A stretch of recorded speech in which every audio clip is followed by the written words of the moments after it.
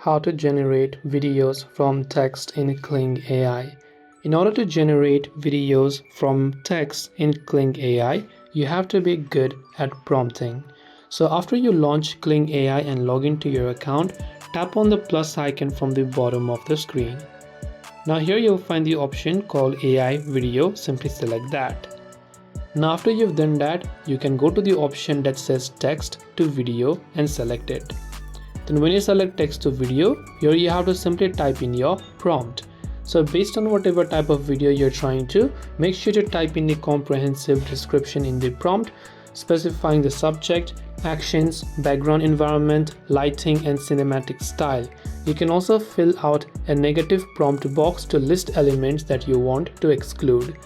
And this way, after you've done that, you can tap the generate button from the bottom. Hope this video helped you out. If you have any questions, feel free to leave them down below. Thank you for watching, and as always, see you soon in the next video.